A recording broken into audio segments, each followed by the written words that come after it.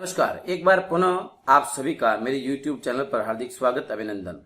आज की हम कक्षा में हम अनौपचारिक पत्र से संबंधित मुख्य बिंदुओं पर चर्चा करेंगे, बातचीत करेंगे कि अनौपचारिक पत्र किसे कहते हैं, अनौपचारिक पत्र कितने प्रकार का होता है, अनौपचारिक पत्र का प्रारूप क्या होना चाहिए और हम ऐसा किस प्रकार से पत्र को लिखें कि 5 में से 5 अंक हासिल किए जा सकते हैं।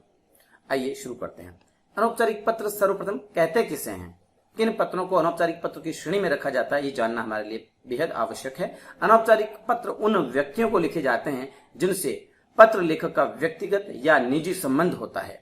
अपने माता पिता, मित्रों, अन्य संबंधियों, रिश्तेदारों आदि को लिखे गए सभी पत्र इसी श्रेणी में आते हैं।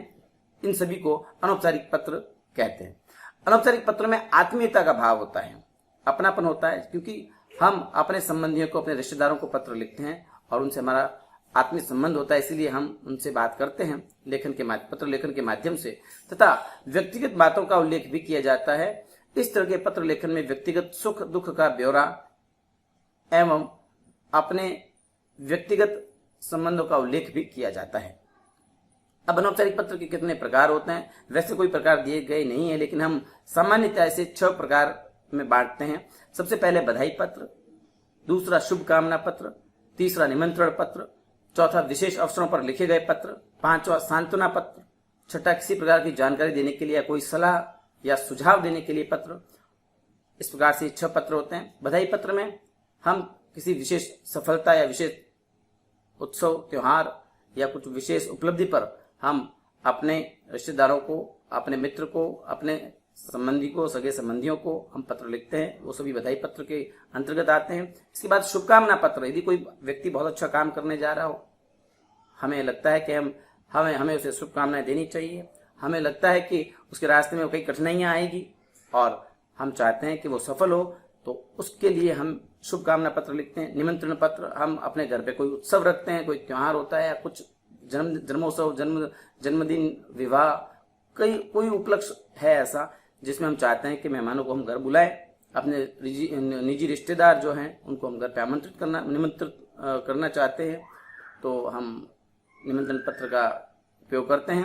विशेष अवसरों पर लिखे गए पत्र, कुछ विशेष अवसर आपके जीवन में है और आप पत्र लिखना चाहते हैं, उसके बारे में संबंधित जानकारी देना चाहते हैं, किसी को बुलाना चाहते हैं, या आप स्वयं जा नहीं पा रहे हो और आप अपने जो है शुभकामनाएं उनको देना चाहते हैं, या उससे संबंधित जो आपके रिश्तेदार हैं उनसे बात करना चाहते हैं, तो ये उस श्रेणी में आते हैं, विशेष अवसरों पर लिखे गए पत्र। उसके बाद सांत्वना पत्र, जीवन में हर्षोल्लास के साथ में शौक दिवस भी आते हैं, कुछ ऐसे उपलक्ष्य भी होते हैं, जीवन में आ जाते हैं जो व्यक्ति को गमगीन करते हैं, दुखी करते हैं। कुछ किसी स्वजन की जो मृत्यु है उसमें से एक है, यदि हमारे प्रियजन के रिश्तेदारों में से उसके रिश्तेदार में किसी की, माता पिता की, भाई बहन की मृत्यु हो जाती है, तो हम उसकी जो है संवेदनाएं व्यक्त करने हेतु तो हम उसको जो पत्र लिखते हैं वो सांत्वना पत्र के अंतर्गत आता है। और किसी प्रकार की कोई सुझाव, सलाह, मशवरा देने के लिए जो पत्र लिखे जाते हैं, वो जानकारी के लिए वो सुझाव पत्र के अंतर्गत आते हैं।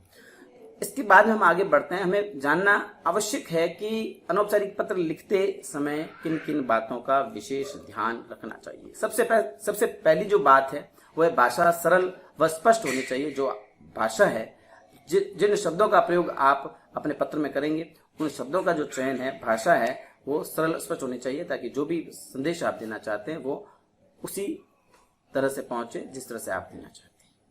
अर्थात जिस उद्देश्य के लिए आप पत्र लिख रहे हैं वो उद्देश्य सफल होना चाहिए। वही अर्थ पत्र लेखक जो देना चाहता है, वो पत्र जो प्राप्त करने वाला है उसको भी उन्हीं अर्थों में वो संदेश मिले। दूसरा है, पत्र लेखक तथा प्रापक की आयु, योग्यता, पद आदि का ध्यान रखा जाना चाहिए। जो पत्र लेखक है वो अपनी उम्र का ध्यान रखे, तथा सामने कौन है जो पत्र प्रापक मतलब पत्र प्राप्त करने वाला, उसकी आयु क्या है, योग्यता क्या है आदि का ध्यान रखना चाहिए। पत्र में जो बातें लिखी जानी चाहिए वो संक्षिप्त होनी चाहिए, वो इतनी विस्तार से उसको नहीं लिखना चाहिए, क्योंकि विस्तार से लिखने पर हो सकता है कि आप मुख्य उद्देश्य से भटक जाएं। पत्र का आरंभ व अंत प्रभावशाली होना चाहिए, अच्छा होना चाहिए। भाषा और वर्तनी शुद्ध तथा लेख स्वच्छ होना चाहिए। भाषा में, वर्तनी में मात्राओं का विशेष रूप से आप ढंग से अच्छे से प्रयोग करें। शब्दों की जो गुणवत्ता है वो वर्तनी से ही होती है। आपने यदि वर्तनी बदल दी तो उसका अर्थ बदल जाता है, इसलिए वर्तनी शुद्ध होनी चाहिए तथा विराम चिन्हों का समुचित उपयोग होना चाहिए और लेख साफ सुथरा स्वच्छ होना चाहिए। जो भी आपने लिखा और सुंदर लेखन शैली में आप काम करें। लिखें पत्र प्रेषक व प्रापक वाले का पता साफ व स्पष्ट लिखा होना चाहिए। ये पत्र पे जो आप पता लिखते हैं वो बिल्कुल स्पष्ट और साफ होना चाहिए।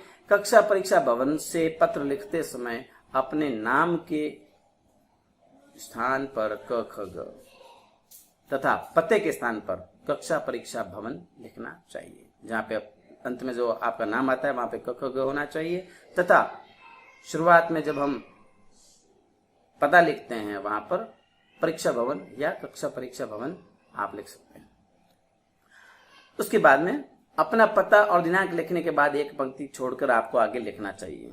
एक पंक्ति हमेशा आप छोड़ दीजिए, और वैसे आजकल लोग नहीं छोड़ते तो भी ठीक है, वो भी फॉर्मेट ठीक है। पत्र में काट छांट किसी भी प्रकार की नहीं होनी चाहिए। मैं केवल पत्र की बात नहीं कर रहा, मैं कह रहा हूँ पूरी हिंदी की कॉपी में जहां भी आप काम करें उसमें काट छांट नहीं करें, साफ सुथरी होनी चाहिए, उससे आपका आत्मविश्वास झलकता है। अब औपचारिक पत्र के प्रारूप की बात करते हैं हम। सीक्वेंस में क्रमबद्ध तरीके से हमें समझना होगा, जानना होगा कि किस प्रकार पत्र को लिखना है। पता सबसे ऊपर बाईं ओर, जब आपके सामने कॉपी खुली है तो जो मेरा हाथ ऊपर है इस दिशा में कोने में क्या होगा, पता। सबसे ऊपर बाईं ओर प्रेषक का पता होना चाहिए। तो जिसने पत्र भेजा है वो अपना पता वहां पे लिखे। उसके बाद में दिनांक, जिस दिन पत्र लिखा जा रहा है उस दिन की तारीख। उसके बाद संबोधन, आप जिसे पत्र लिख रहे हैं, जिस व्यक्ति को पत्र लिखा जा रहा है उसके साथ आपके संबंध के अनुसार आपको संबोधन का प्रयोग करना है। आपसे बड़ा है तो बहुत आदरपूर्वक शब्दों का प्रयोग होगा, आपसे छोटा है तो स्नेहपूर्वक जो शब्द है उनका प्रयोग होगा। वो उसकी बात मैं आगे करूंगा, क्योंकि कई बार पूछा जाता है कि संबोधन वाले शब्द कौन कौन से, बड़ों के लिए कौन से होंगे, छोटों के लिए कौन से होंगे। इसके बाद हम आते हैं अभिवादन। जिसको पत्र लिखा जा रहा है उसके साथ संबंध के अनुसार, जैसे कि सादर, प्रणाम, चरण स्पर्श, नमस्ते, नमस्कार, मधुर प्यार आदि इन शब्दों का प्रयोग करते हुए अभिवादन करना है। उसके बाद हम आते हैं मुख्य विषय पर। मुख्य विषय में 3 अनुच्छेद में हमने जो है उस विषय को बांटा है। पहला जो अनुच्छेद है उसकी शुरुआत कुछ इस प्रकार होनी चाहिए। उसमें लिखना चाहिए कि हम या मैं यहाँ कुशल हूं, आशा करता हूं आप भी वहां कुशल होंगे। और दूसरे अनुच्छेद में आपको उस बिंदु पर बात करनी है जिसके लिए आप पत्र लिख रहे हैं, मतलब मुख्य विषय पर बात करनी है। तीसरे अनुच्छेद में समाप्ति से पहले कुछ वाक्य अपने परिवार व संबंधियों की कुशलता के लिए लिखने चाहिए, जैसे कि मेरी तरफ से बड़ों को प्रणाम, छोटों को आशीर्वाद व प्यार आदि। ऐसे शब्दों का प्रयोग करना चाहिए, क्योंकि आपका केवल उस पत्र प्राप्त करने वाले व्यक्ति से रिश्ता नहीं है, उसके जो भाई बहन माता पिता उनसे भी आपका गहन रिश्ता है, तो आपको ये शालीनता भी रखनी चाहिए। उसके बाद पत्र समाप्त हो जाता है। अंत में प्रेषक का जो संबंध है, पत्र जो लिखने वाला है उसका क्या रिश्ता है उससे, पत्र प्राप्त करने वाले से, उस हिसाब से आप लिखेंगे। आपका पुत्र, आपकी पुत्री, आपका नवासी या आपका भतीजा है, आपकी भतीजी आदि। और फिर आपका नाम की जगह आपको वापस वही क ख ग अ ब स आपको लिखना है। स्वयं का नाम और स्वयं का पता नहीं लिखना चाहिए। अब मैं आपको उस बिंदु की ओर लेके जा रहा हूं जहां पे वास्तव में आपके सामने समस्या होती है कि इन शब्दों का चुनाव किया जाए। विशेष रूप से जब हम संबोधन करें, बड़े हों तो क्या करना चाहिए, छोटे हों तो क्या करना चाहिए, आइए समझते हैं। आप मेरी स्क्रीन पे देखिए कि अनौपचारिक पत्र की प्रशस्ति, मतलब आरंभ में लिखे जाने वाले आदरपूर्वक शब्द जो है वो क्या होना चाहिए, अभिवादन व समाप्ति में किन शब्दों का प्रयोग करना चाहिए, ये सब हमें पता होना चाहिए। तो प्रशस्ति में सबसे पहले जो हमसे बड़े हैं, आदरणीय संबंधी है, हमसे बड़े हैं उम्र में, उनके लिए आदरणीय, पूजनीय, पूज्य, श्रद्धेय। अब इनके स्त्रीलिंग भी शब्द हैं, उनका भी प्रयोग आप कर सकते हैं, आदरणीय, पूजनीय, पूज्य, ठीक है। इसके बाद अभिवादन, सादर प्रणाम, सादर चरण स्पर्श, सादर नमस्कार। ये कॉमन चीजें हैं जो ये समझ लीजिए कि आप इनको रट लीजिए, आपके जीवन में काम आने वाली है। आप चाहे 6 क्लास में, 7 है, 8 है, 9 है, 10, इवन 6 से लेके 10 तक यही फॉर्मेट है। इन शब्दों का प्रयोग आप करके बहुत अच्छे तरीके से पत्र को लिख सकते हैं, अंक हासिल कर सकते हैं। दूसरा इसके अंदर बिंदु है, अब सामने वाला बड़ा है तो ठीक है, उसके बाद में आपने प्रशस्ति लिखा, आदरणीय, पूजनीय, पूज्य, श्रद्धेय, इनका प्रयोग मैंने बताया, अभिवादन बताया, सादर प्रणाम, नमस्कार, सादर चरण स्पर्श, सादर नमस्कार आदि। इसके बाद समाप्ति पे आते हैं, आपका बेटा, पोता, नाती, नातिन, पोती, आप जो भी आपका रिश्ता है उस हिसाब से आप लिख सकते हैं। अब हमसे छोटा या बराबर उम्र का है पत्र प्राप्त करने वाला, तब हमें क्या करना चाहिए? तो शुरुआत में जो है प्रशस्ति में हमें लिखना चाहिए प्रिय, चिरंजीव, प्यारे, प्रिय मित्र आदि इन शब्दों का प्रयोग करें। अभिवादन में मधुर स्मृतियां, सदा खुश रहो, सुखी रहो, आशीर्वाद आदि इनका प्रयोग करें। समाप्ति में तुम्हारा, तुम्हारा मित्र, तुम्हारा हितैषी, तुम्हारा शुभ चिंतक आदि शब्दों का प्रयोग आप अपने पत्र को बेहतरीन और शानदार बनाने के लिए कर सकते हैं।